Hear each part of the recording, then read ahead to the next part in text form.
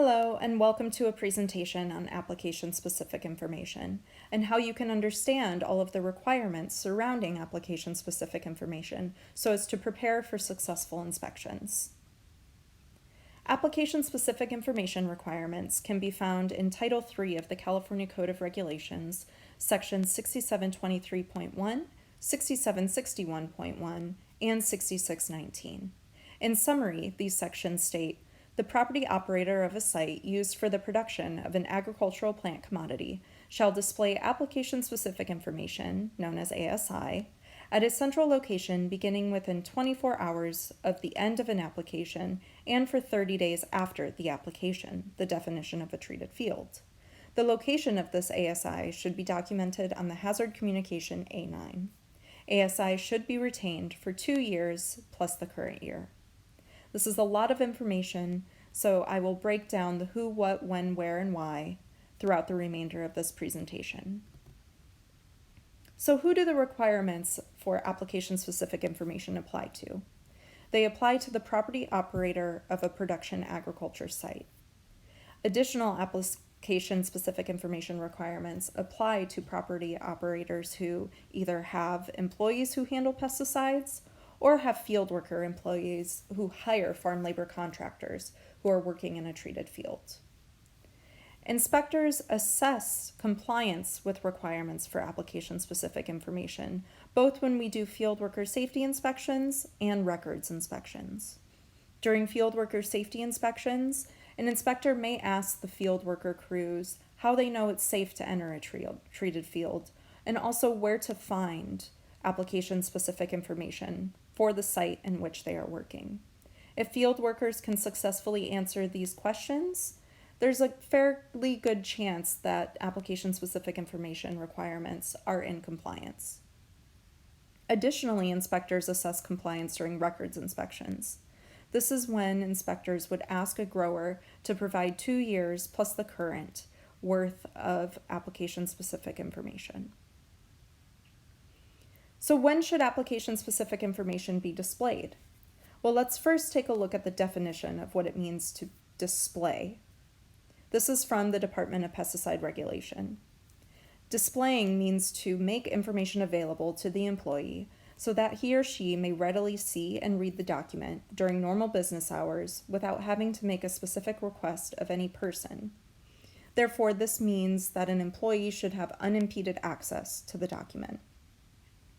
So information could be kept in a binder, in a mailbox, in a PVC tube. We'll see some examples a little bit later.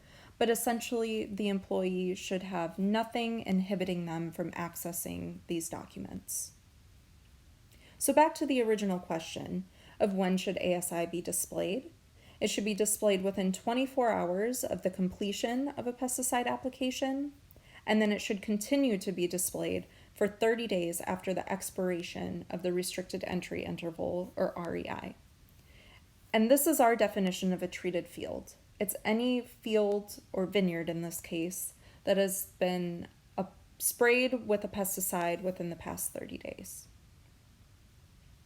So where should application-specific information be displayed? This is a situational question. So if all the employees gather at a central location at the beginning of the workday, such as in a break room or in their main office, then application-specific information can be displayed at a central location. However, if employees do not meet in the same location at the beginning of every day, then ASI should be displayed at the work site rather than in a central location. For example, if you have field workers who are driving from their individual residences and meeting in a vineyard, but that vineyard changes day by day depending on where the work needs to be completed, then application-specific information should be displayed at that work site. If all the field workers are leaving their residences, meeting up at one central spot, such as a main business office, and then going out to the vineyards, then you can have application-specific information retained at that central location. In Napa, it's most common for us to see application-specific information displayed directly in the vineyard at the work site especially because some companies have their own field workers, sometimes you have contractors. It's just easier to have that information readily available right there in the field. So here are some examples of displaying application-specific information at the worksite, meaning out there in the vineyard. On the left, you can see a PVC tube with a cap on it. So the application-specific information would just be rolled up and then placed within that PVC tube. The two middle photos are labeled mailboxes, one of which is found on fence posts, the other on the side of a building, and inside both of those mailboxes is where the application-specific information is kept. On our right-hand side, we actually have an example of what it means to post information. So remember, display just means to make the information readily available, unimpeded access. Post means all you have to do is look at the document. So you don't have to unscrew the cap of a PVC tube. You don't have to open a mailbox. It's posted right there for you to see. Posting is going above and beyond display, so you don't have to post application-specific information, but it does fulfill the requirements. So what are the components of application-specific information? First and foremost, we have our site ID and commodity. Site ID is corresponding to your operator ID. So you could have a vineyard and it's assigned the site ID 6B2. You would write 6B2 in the box, and then additionally you would write the commodity. For most of Napa County, that's going to be wine grape. Next, you'll want to write the start and end application date and time. And what's most important here is that end date and time, because that tells us and anyone who may enter the field when that REI kicks in. Next, we have the restricted entry interval, or known as the REI. Then the pesticide or spray adjuvant name, sometimes known as the trade name. Then you have the EPA or California registration number. California registration number is typically found on adjuvants. And then lastly, the active ingredient of the pesticide. So all of these components must be present on application-specific information for it to be completely in compliance. I should also say that this is a form that our office created and that you are more than welcome to use. I will show a little bit later in this presentation how you can access this document. However, it's not a requirement that you use this form, but it is a good guide just to cross-reference what you may currently be using to make sure that it has all of the necessary information. Sometimes us inspectors see work orders being used as application-specific information in the field. That's totally fine, so long as it contains all of the requirements previously discussed in the slide and as outlined by Title III of the California Code of Regulations, Section 6761.1. So here's an example of a work order that we may see out in the field, and we can find the site ID and the commodity, the pesticide name, the EPA number, the restricted entry interval, but however, the date and time of the application start and end is not filled out. So there's a space for it on this work order, but it must be completed. Additionally, the active ingredient is missing. So this work order is almost in compliance, but it's missing that application start and end time and date, as well as the active ingredient. Work orders look different depending on software that's used, and perhaps your software does not provide a space for active ingredient. In that case, you can handwrite it on this work order, or we also recommend creating a reference sheet. So you could take all of the pesticides that are being used in your spray program, list them by name with their EPA number, active ingredient, and REI, and then you can just keep this list right next to all of your work orders.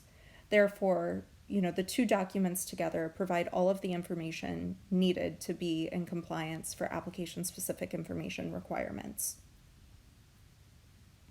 Some counties are starting to see QR codes being used as application-specific information, and DPR has made a statement regarding the usage of these QR codes. They state that the regulations do not prohibit a grower from additionally displaying application-specific information electronically. However, a QR code cannot be the only method used to display the documents. So the keywords here being additionally and only. So you can use a QR code, but you still need to have that application-specific information, the hard copies, available at a central location for employees to reference. The impetus behind this is that DPR does not want the burden of access of this information to shift from the employer to the employee. If an employee does not have a smartphone and the QR code is the only means available to access ASI, then that employee is prevented from accessing that information. That is why they have to have both information on the QR code and displayed at a central location. So here we have a QR code, and on an additional sheet of paper, a grower could list the address and access information of where displayed application-specific information is available. That would be in compliance. Additionally, let's not forget about our pesticide safety information series, or also known as hazard communications, A8 and A9. On these documents, there are locations in which a property operator completes to allow employees to know where application-specific information is kept. So if these documents are filled out and displayed along with the QR code, that does meet regulatory compliance for application-specific information. We discussed how application-specific information needs to be kept displayed for 30 days. But what happens on day 31? At that point, the property operator can remove the application-specific information from a work site and keep it in a binder that's then kept in a locked cabinet.